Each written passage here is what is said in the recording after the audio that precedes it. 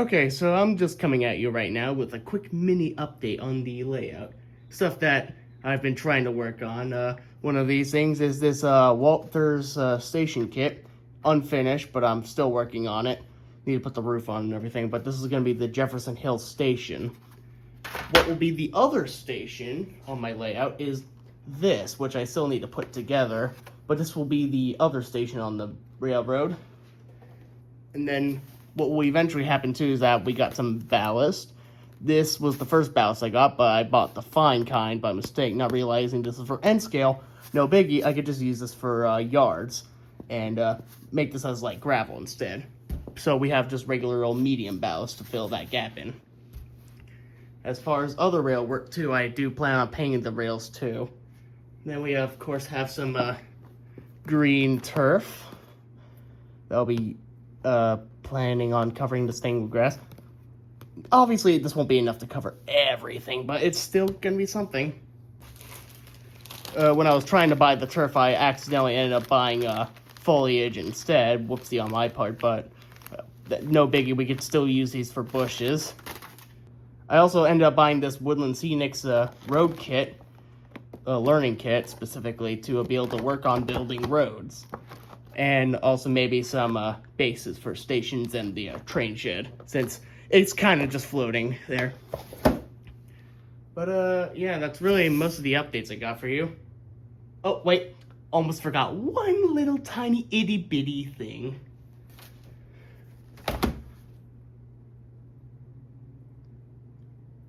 Yeah, I spent a lot of money on this.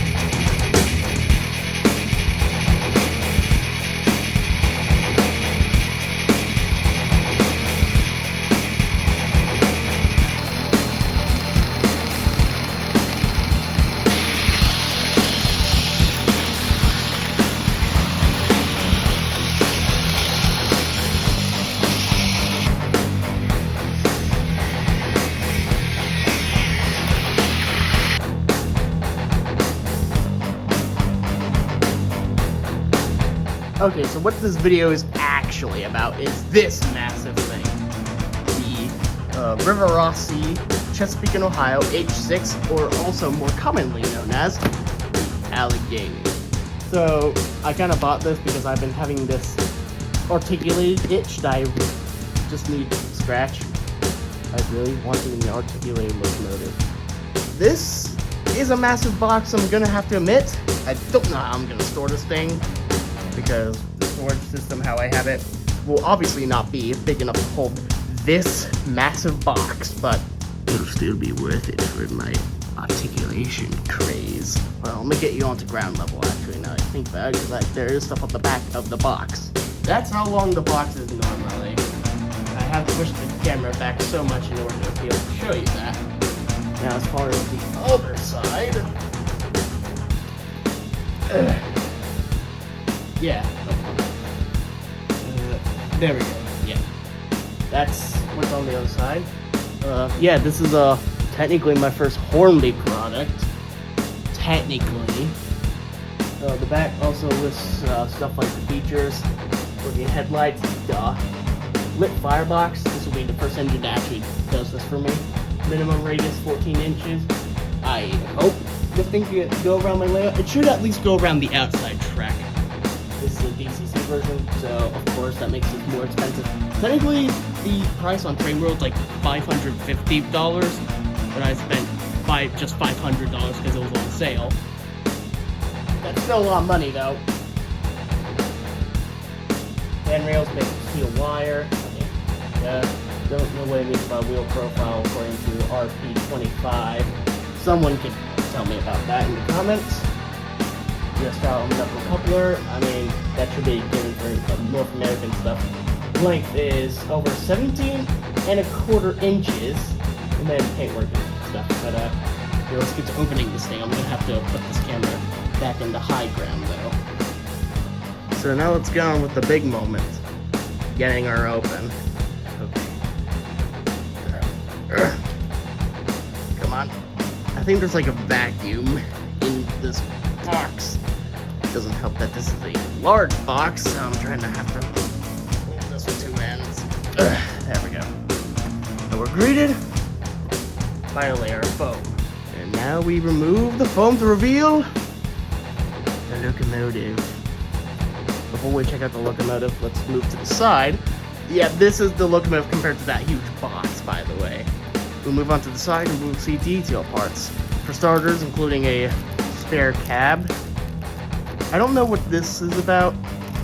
Either there's some form of alteration on the H6. Oh, that's nice. The roof hatch actually opens and closes. That's cool. But unless there's like some form of variation I'm unaware of, that or it's like a spare. Again, though, I don't know. Only one way to find out, though, and that's getting the actual engine out. Then we have lots more detail parts. Stuff like chains. Oh, that's like the plate that stretches over the tender and cab. I forgot what that's called. And more detail parts. Oh, this must have NEM couplings because these have like those German hook and loop couplers. Huh.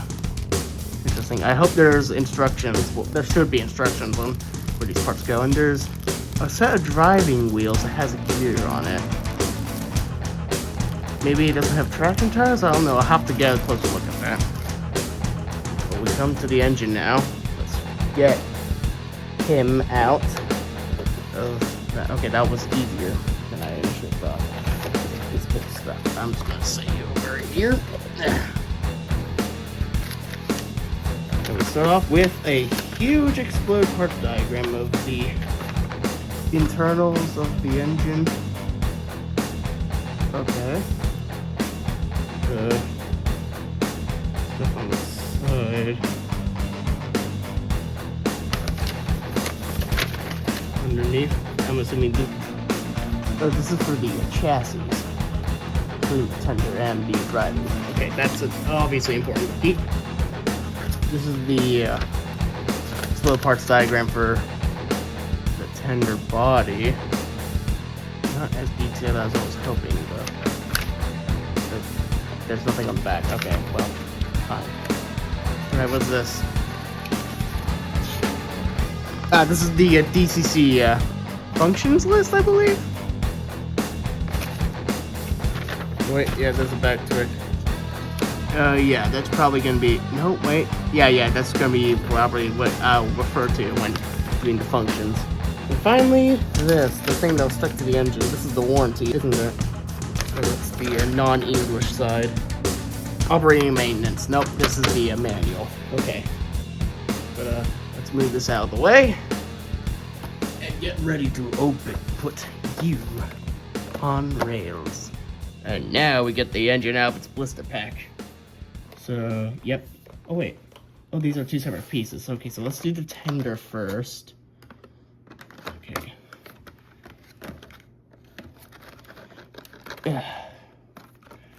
Open sesame. And there it is. The tender. No power to the track, by the way, so I shouldn't have to risk anything when removing this. Yeah. Here's something I learned about the Alleghenies now that I've had the model. Basically, different sets of numbers of wheels per bogie. So we have a 3-axle bogie and a 4-axle bogie on the tender, which I never realized, again, until after finding this model on Train World and purchasing it. There's the tender light, the back of the tender. There's where you would hook up the wires. Yeah, pretty interesting. Oh, and there's even a speaker down there. have to go into more detail about this soon. Oh, I just scratched the foam. Let's move the tender out of the way and get the big engine out.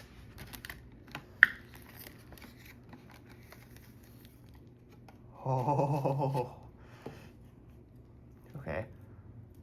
Actually, hang on. Before I do this, let me just refer to the manual very quickly and make sure there's not like an afferent locomotive that says, oh, you need to grab the locomotive in this specific place or you're gonna break it.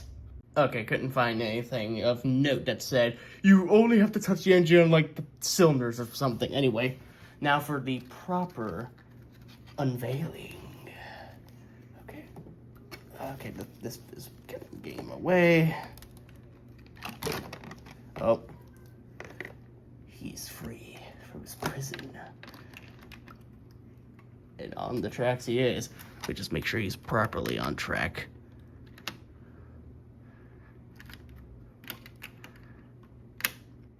And a big engine stands before you on the table. And the camera's off center, because of course it is. Let me just move this forward. There we go. Now let me get the engine tender connected and do all that, yeah.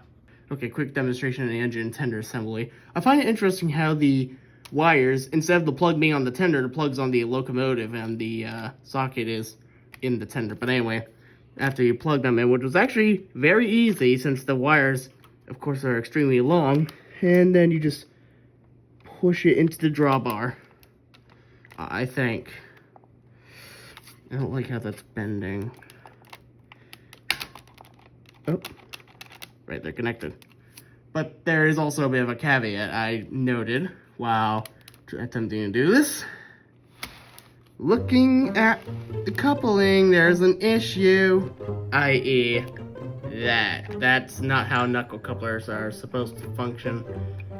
I want to try to push it back, but oh wait. Well, it's back in position, but now there's another problem. The spring is busted. Well, that's just terrific. $500 gets you that? Either I have to buy a replacement knuckle coupler now because of this, or I attempt to glue that back on. Just have to hope and pray for this. Also, for some reason, I don't know if there's anything weird for this, but there's no front coupling either. Oh, I mean, thankfully there is spring in this, but I don't know if there was supposed to be one on here. It also sees my coupler misfortune extends to not only the spring being defective, but also the height.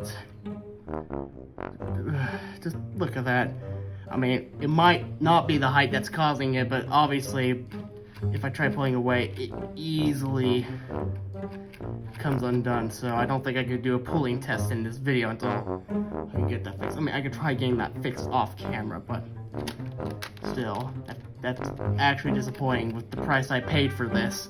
That happens. Unacceptable.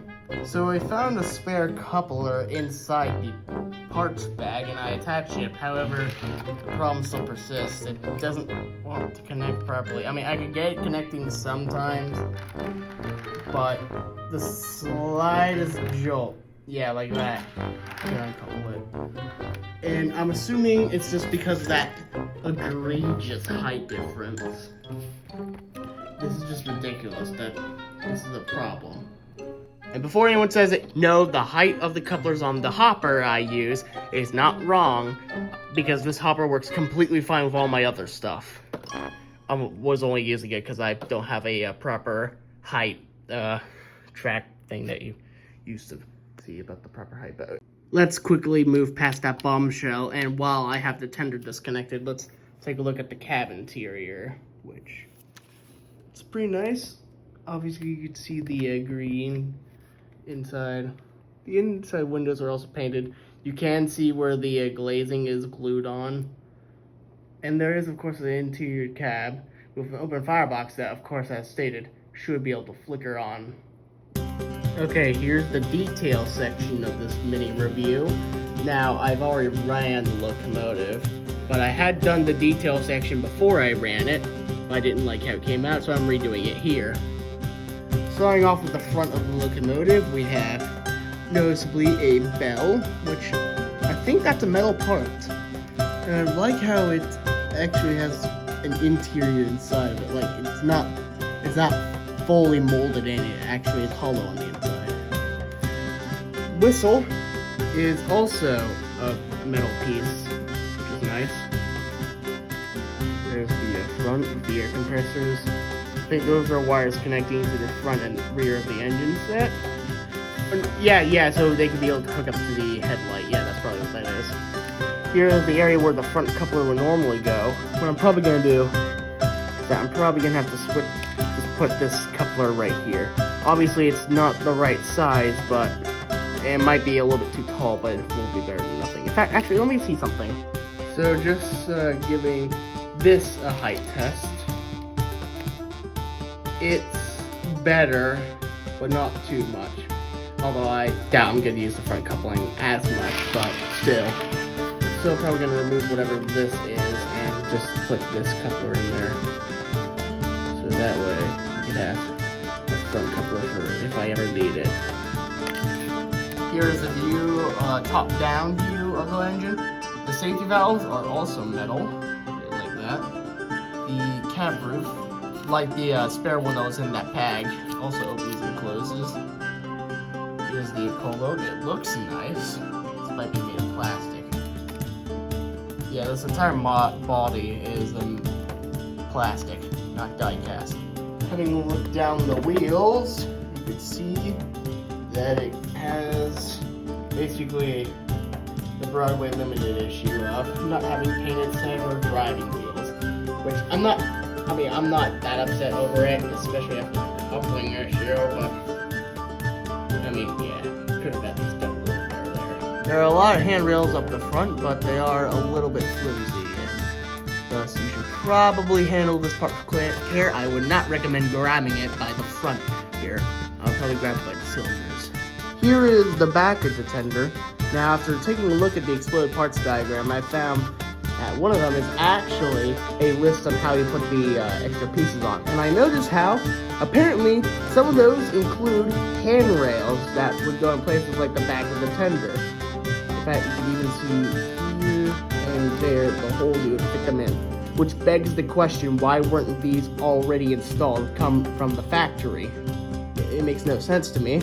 I also just noticed on the back, there's that little thing. Silver thing. It's plastic and molded into the frame of the tender. I never realized that until now. I don't know what that is. If someone could explain to me what that is, please explain to me what that is.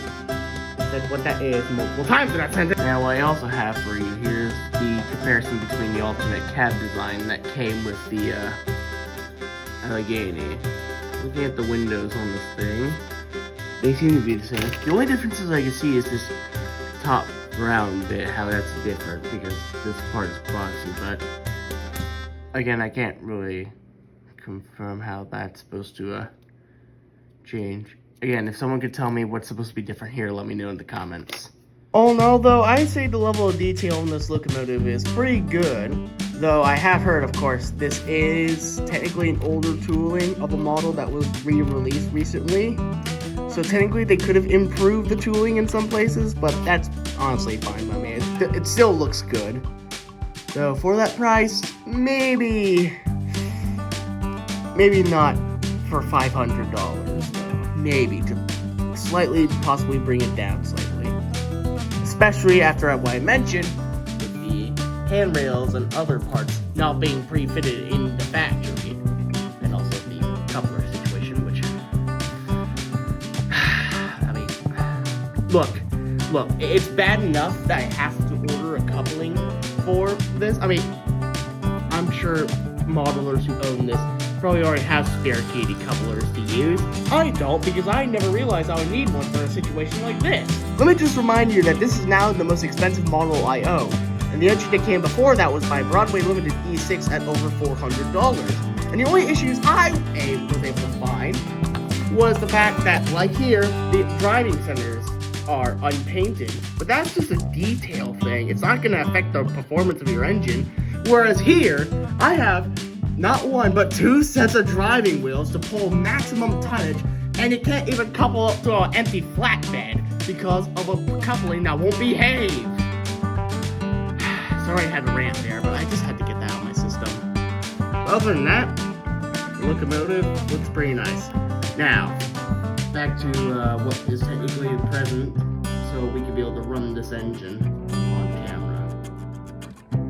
Before we begin doing any form of running, I did quickly want to demonstrate the articulation on this.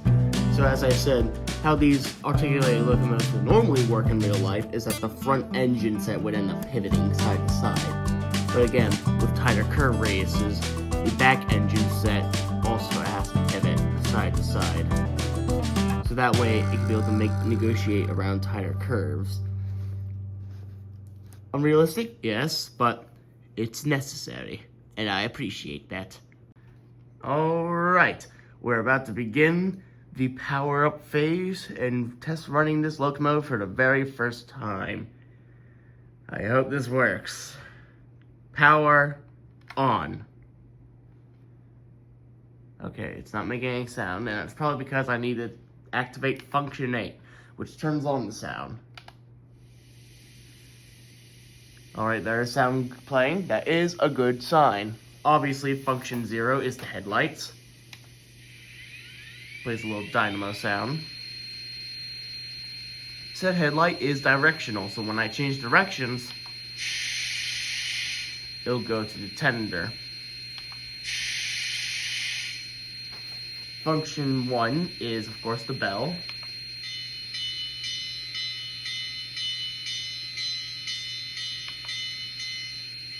Function 2 is the air horn, although it's actually a whistle. Get your manuals right, Rivarossi.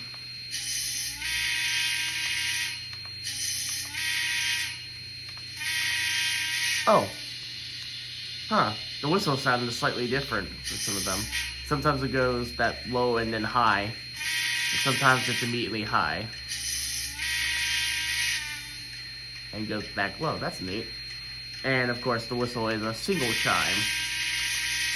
Now, I have a little thing with single chimes. I'm obviously not going to be the biggest fan of them.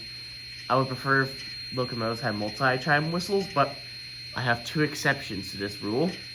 Old 440, since I'm used to hearing those whistles on them, and giant articulated locomotives, especially on locomotives like the NNWA class.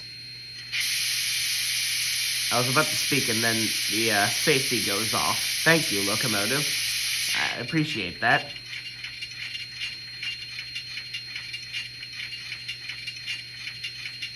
No, take your time.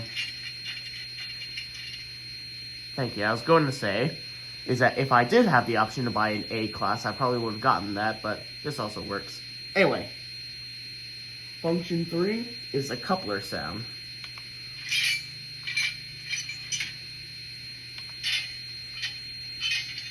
That was both coupling and uncoupling. Function 4 is coast mode, so I assume that basically removes the chuffing sound, so I'll activate that when we're on the move. Sound fader is function 5. I don't know what that is. So basically that just makes it quieter. Okay. Good, I see it now.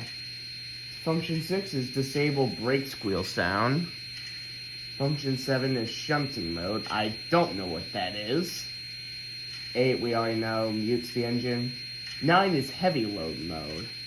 Wait, I wonder if shunting mode is like... it determines the stopping distance, so shunting might just be like when it's on its own, while heavy freight mode is when it's pulling a long train. Meaning the stopping distance would probably be a little different. That'd be good to know. Function 10 is the independent brake. Function 11 is the coal shoveling.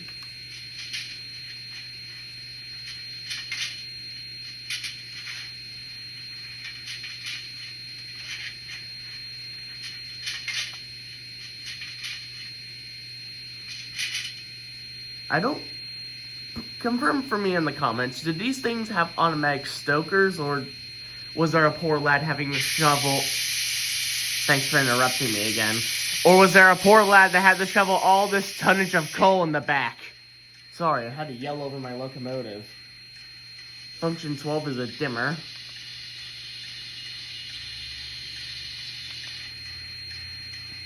I don't know how well you can see that on camera, but the light is going dimmer on the front of the engine. Function 13 is a curve squeal, sorry. A function 14 air pump variable speed. I think that just makes it go faster, I guess. Function 15 is slow spitter valve. I have no idea what that is. Let's try it.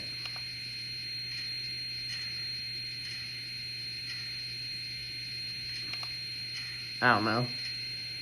Function 16 is the injector.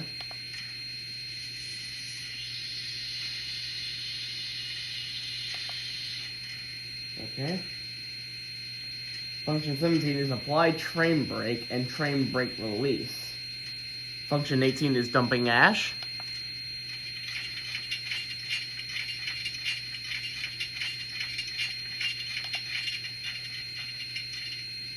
Function 19 is the blowdown.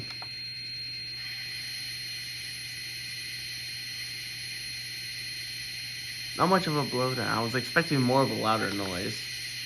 Function 20 is the loud safety valve. There, now I can interrupt myself. Function 21 is the sanding valve.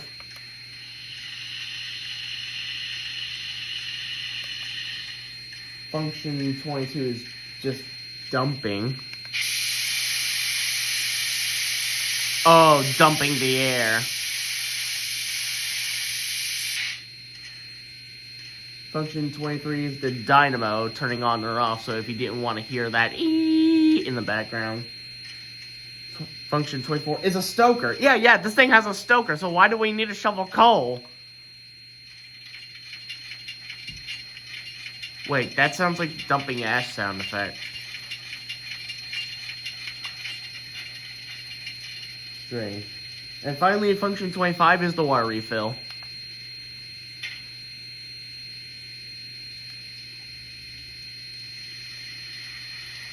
Yep.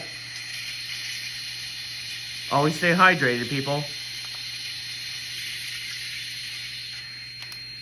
But now that we tested out the functions, it's time for a bit of running out of the box. So here we go.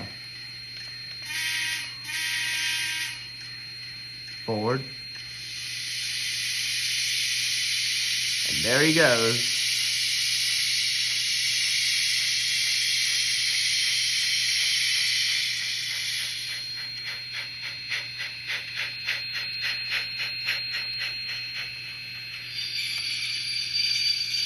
And that's a bit of a distance. Back it up.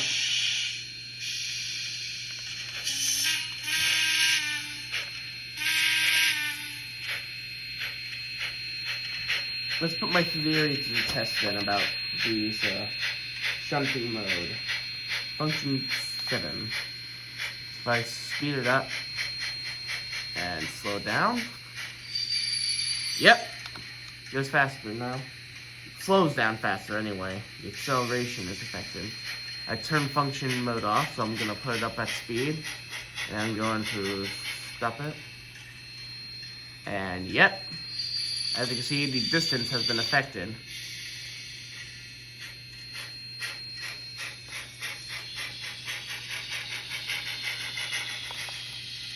Thankfully with the controller I'm using, which, by the way, I don't have a fancy schmancy DCC controller. I just use the old Bachman thing. This is the Plus version. I can just press this button to automatically stop the engine I have, so I can put her in the right place. But it would be better if we had the coasting function, which we do, thankfully. So I wonder then if the heavy train function makes the slowing down even more, as in it takes a longer time to decelerate. That'd be neat. Anyway, let's figure out function 4, the coasting mode. I'm just going to bring her back, and then I'll run her past.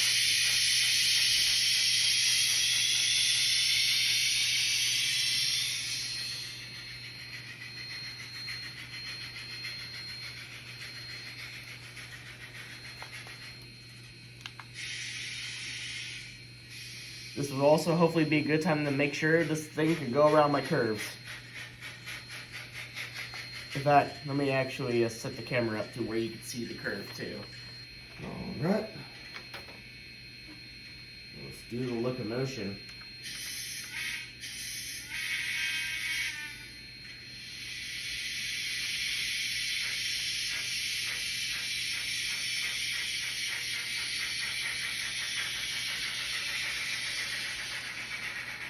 Function 4, activate.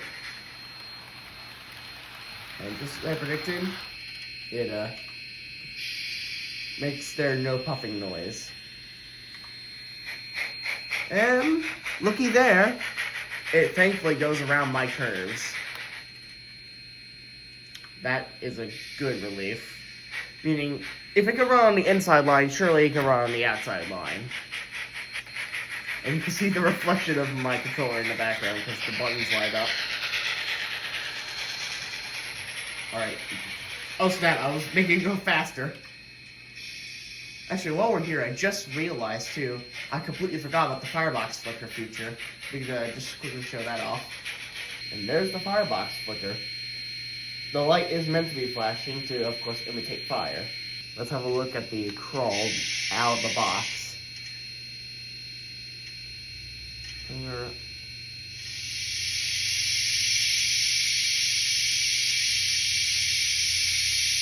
Wow. I don't see any jittering. So this is what $500 gets you. Not a broken coupler, but a really good slow speed performance. Oh, and speaking of broken coupler, what I'm going to have to do is that I've ordered a spare Katy coupler on Trainwheel because I did figure out that there's different shank heights for couplers. So I'm gonna get the over shank height for the rear coupler, so that way it's not too tall anymore. Do the same in reverse.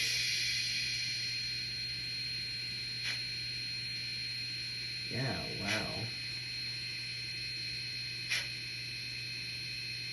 I think too. Hang on, I think I'm starting to notice that it looks like the rods might actually be desyncing too.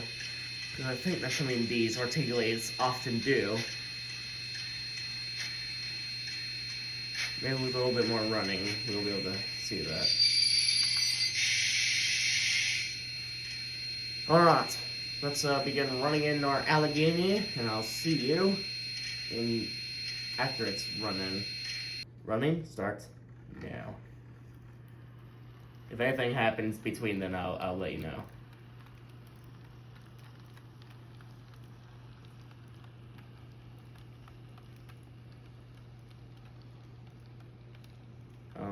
I put this at 50% speed and it's just slowly going. Oh, silly me, I forgot to do the full speed performance test.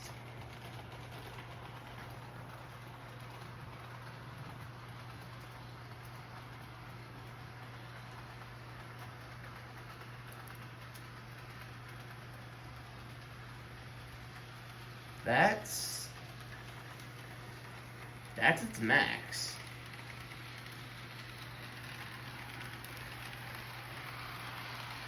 It is on max because that's what the controller is. Huh. Okay then. Oh, I know why now. I had it on shunting mode, so it was going slowly. Okay, that makes more sense now. Okay, so this is its real full speed.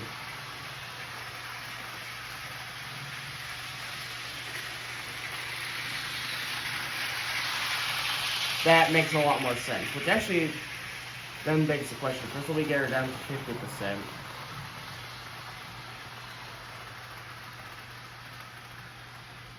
And that's her at 50%.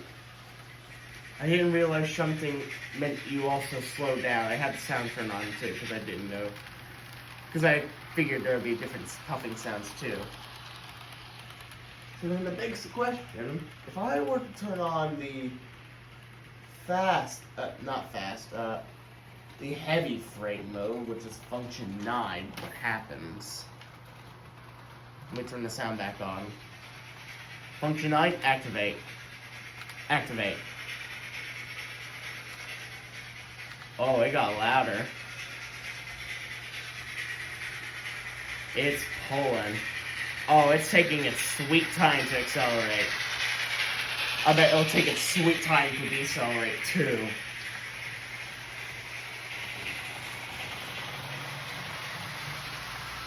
It's not like a Botman popping sound effect to where it loops over and over again. Let me just put function 9 so you can hear it.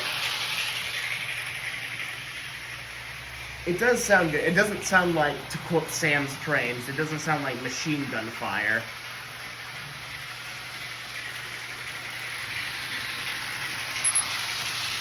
Alright, now with that out of the way, let's actually get the running in part started. Slow it up, slow it down, stop.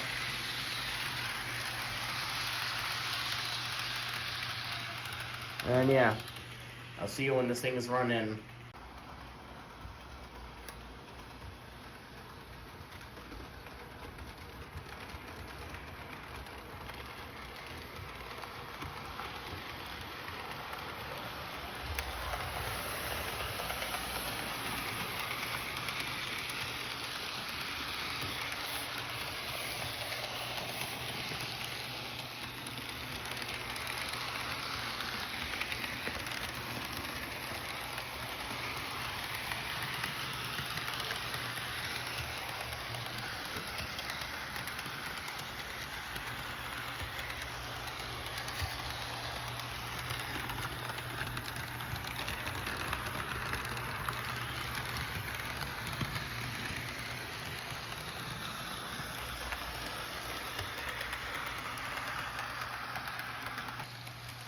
And we're back from the running session.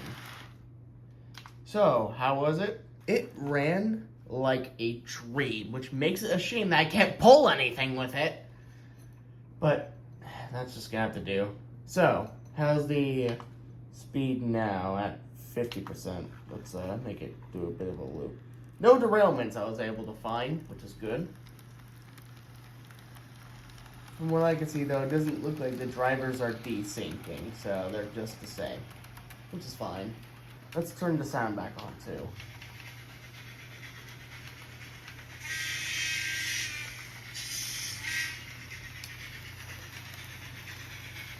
Yeah, that's the speed.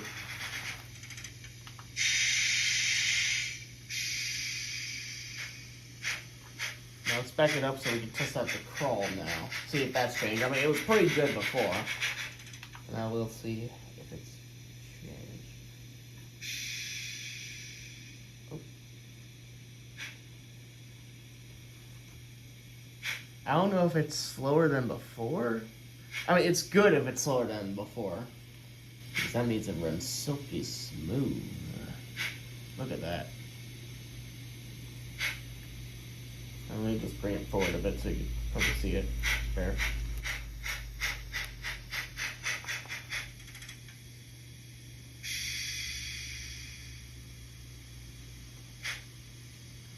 Pretty nice.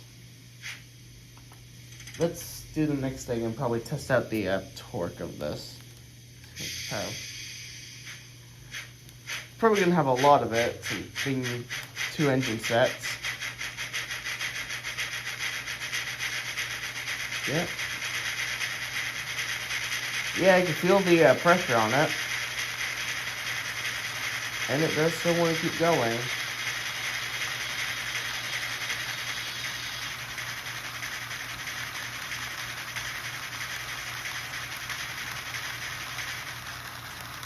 I'm just going to bring it back to stop now.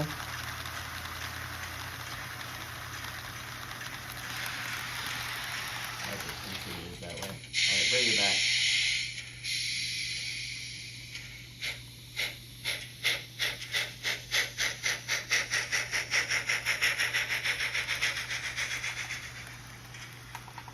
There is another test I want to quickly perform on this, though. And that test is the switch test.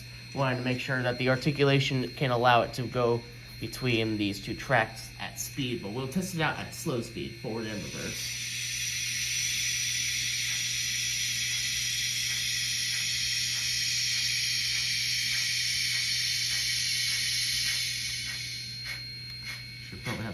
for this since we're doing a maneuver.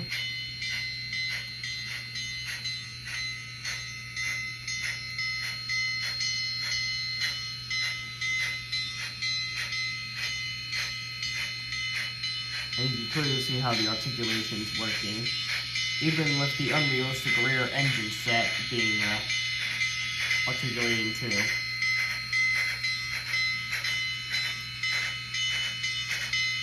Alright, forward was a success.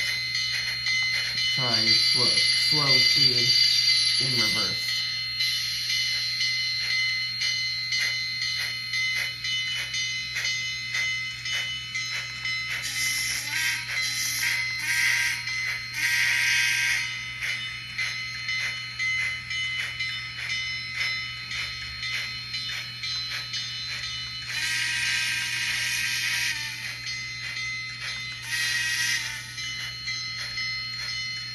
Just like blowing the whistle.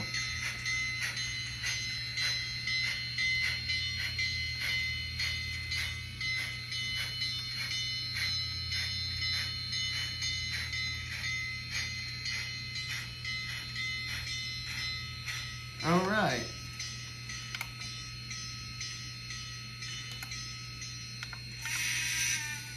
So the slow speed performance is good. Now let's test out the mid speed performance. So I'm probably gonna have to build up that speed first.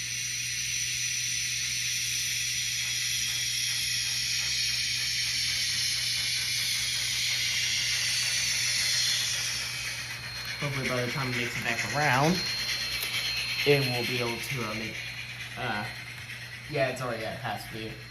Oh, and by the way, I don't have the switches electrically turned on, so I'm flipping them by hand at the moment.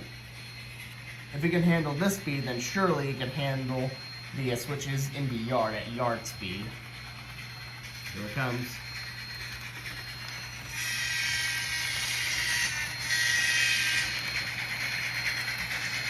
Success. Now we test the same thing in reverse. Give it some time to stop. I mean, I could just press the stop button, but let's find that.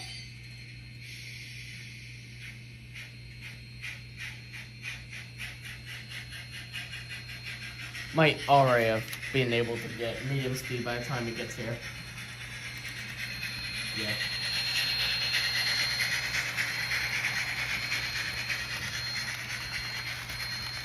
Success. So then I could definitely handle this at yard speed, but now let's try the unthinkable and try this at full speed. These are mainline points after all. It would probably be traveling at track speed, even though the Jefferson Hill is a short line, which then begs the question why I got this. Again, it's for an itch I needed to scratch. I have an emergency stop button that immediately kills track power. Alright, there it goes. Let's hit the points.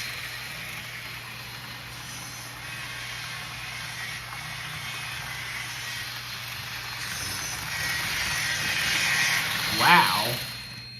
It managed to make it through that pretty easily. Let's try the same in reverse now. Obviously, you wouldn't be thundering down the main line tender first, but still best to try it out.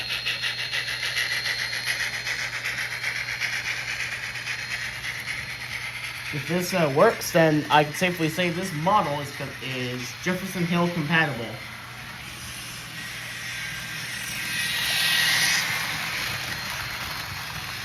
There we go.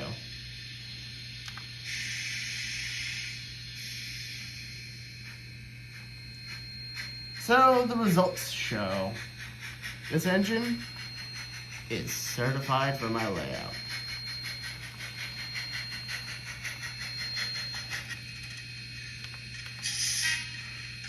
But anyway, that's going to do it for today's mini review on the Rivarossi HS Scale H8, aka the Allegheny. The Jefferson Hill now has an Allegheny. Well, I have an Allegheny. Jefferson Hill doesn't technically own an Allegheny of their own because they're a short line. Why would they need a huge Allegheny to pull their trains? I mean, they have a Berkshire, but that's going to be the most I'm going to have as far as big steam. but this engine could be used for delivering cars to the interchange. And I could think of 1 or 2 videos that could make some pretty good jokes on a big locomotive. But yeah, I really love this thing. I would have given this thing a 9 out of 10 because I still feel like the price is a little bit high for what it is. However, because of the fact that the tender coupling decided to fail and be too tall, meaning I have to buy a new coupler, I'm going to have to deduct points from that and give it an 8 out of 10. I don't want to do it, but I have to do it. Now, if you're wary on trying to buy this thing for yourself and worried about the height difference, I feel like the thing I experienced is something that only my model has, because I hadn't heard anything like this from anyone else who bought this model. I can't guarantee that yours will have the same issue as mine. As far as plans for the next video, that will end up being the Wooden Railway Series Episode 3, the Runaway Engine. I still need to actually start recording it, but I've just been a little bit excited for awaiting this thing to come in, and it has came in. I hope to get Episode 3 done by this month. If not, it'll just have to come out next month, and we're just going to have to deal with it. But I'm hoping to get it done by this month, because next month, obviously, is Spooktober, and I'll have my full attention focusing on the Halloween video. I will note, too, when I do get the Katie coupler, I will eventually want to try to do a strength test with this thing, see how many cars it pulls, and maybe even do some tug-of-war with my other strong engines. But yeah. Okay, thanks for that, safety valve. But yeah, that's going to do it for today's mini review. Thanks for watching, and I'll see you in the next one. Goodbye.